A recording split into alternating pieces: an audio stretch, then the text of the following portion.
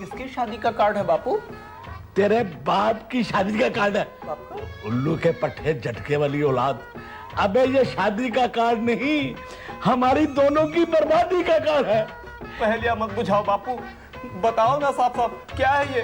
पहले ये बताओ, हम फकीर चंद के घर क्या करने गए थे? हम लोग उनसे मिलने गए थे। अबे ओ मिलावट की औलाद, तेरी समझदारी है छोटी और अकल है मोटी।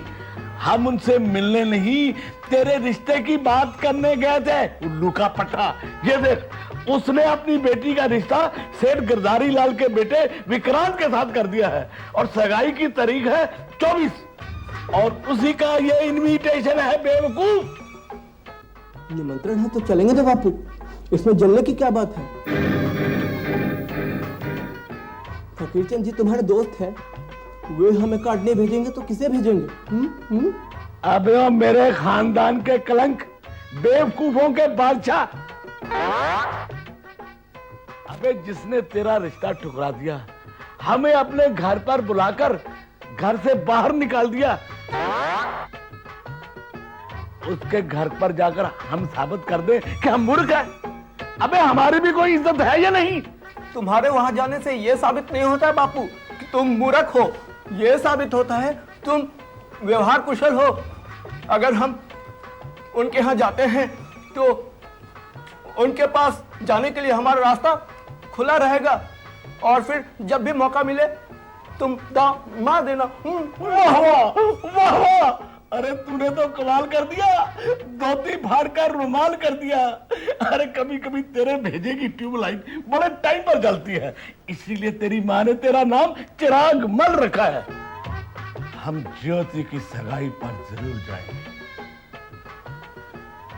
और मौका ही मिलते ही फकीर चंद को अगर मैंने फकीर ना बना डाला तो मेरा नाम दमड़ी मल नहीं।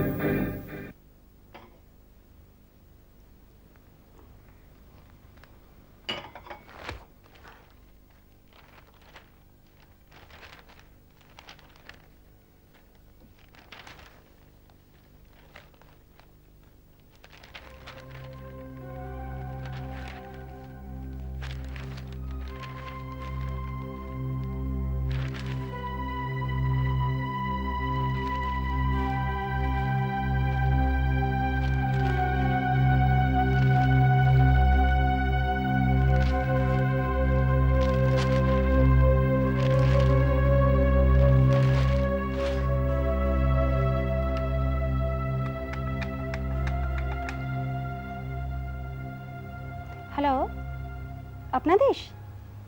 जी हाँ, मैं शालिनी खन्ना बोल रही हूँ। देखिए, आपके अखबार में एक न्यूज़ मैंने छपने को दी थी, वो छपी नहीं। क्या कहा? एडिटर साहब नहीं है? आप कौन बोल रहे हैं? पियोन? अरे भैया, तो पहले बताना था ना। हाँ?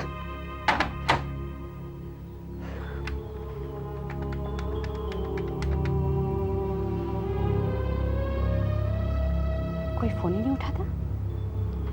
पता नहीं अखबार का दफ्तर चलाते हैं या मजाक करते हैं।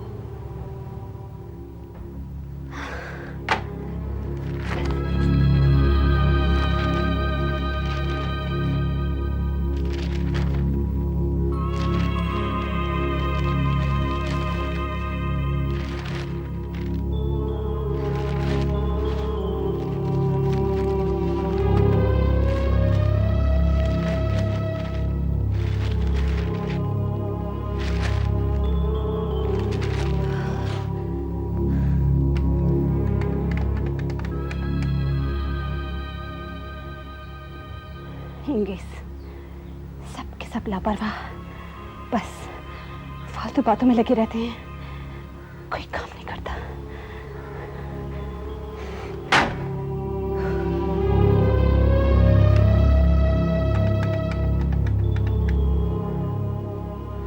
हेलो, हमारी आवाज? जी, क्या मैं शर्मा जी से बात कर सकती हूँ? Hello, good morning Sharma ji, मैं शालिनी खन्ना बोल रही हूँ।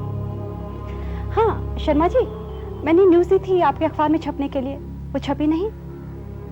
क्या कहा? स्पेस नहीं था?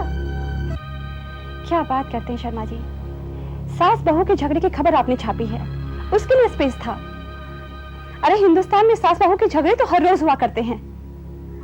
सॉरी बहुत अच्छा शब्द है ये किसी बात से पीछे छुड़ाने के लिए।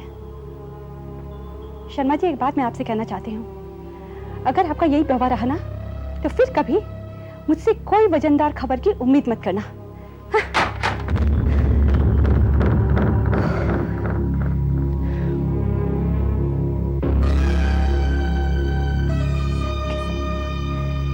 सब के सब सफेद पोश क्रिमिनल्स को बना देने में लगे हैं, लेकिन मैं हारूंगी नहीं, मैं कभी नहीं हारूंगी।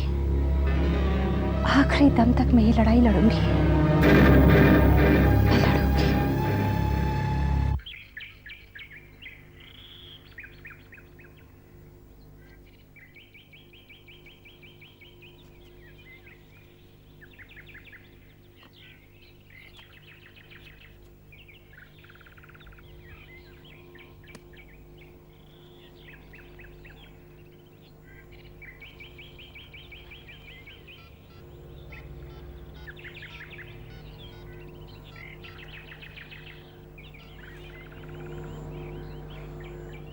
हेलो। हाँ नरेन, क्या हाल चाल है डार्लिंग? क्या कर रहा था? फिल्म देख रहा था? कौन सी? कुछ नहीं यार, मैं क्या बताऊं। अरे यार बस हुआ ये कि एक खूबसूरत सी लड़की को गाड़ी में लिफ्ट दी थी, बस उस पर दिल आ गया, तो उसके बाद तो फिर तू जानता ही है। हाँ यार, नहीं यार ठीक है नहीं, सच बताओ सचमुच। अरे तू होता तो मजा तो और भी ज्यादा आ सकता था भाई। अरे बहुत नरेंद्र, चल मैं तुझे बाद में फोन करता हूँ, चल बाय। बहुत खुश नजर आ रहे हो, हैं? जैसे बहुत बड़ा गढ़ जीत लिया हो तुमने। तुम्हारी इन्हीं बेहुदा हरकतों की वजह से आज मुझे एक टुच्चे से संपादक को रिक्वेस्ट करनी पड़ी, वरना कल के हर पेपर के फ्रंट पेज पर मेरी इज्जत की धज्जियां उड़ा दी गई होती और मैं किसी से आंख मिलाने के लायक न रहता।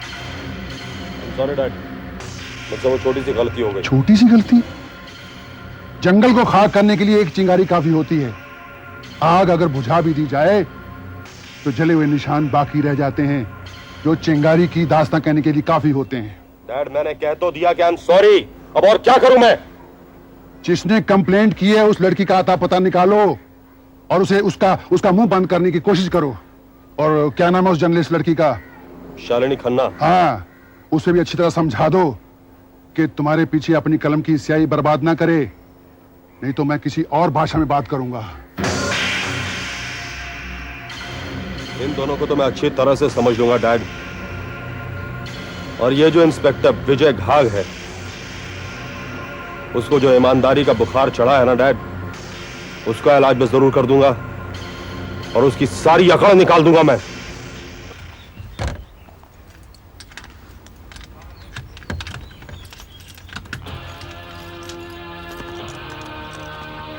हाय हनी। तुम यहाँ क्यों आए हो? तुम्हारी यहाँ पे आने की हिम्मत कैसे हुई? तुम्हारे पहले सवाल का जवाब पहले डार्लिंग, मैं तुमसे मिलने आया, और दूसरे सवाल का जवाब क्योंकि मैं मर्द का बच्चा हूं।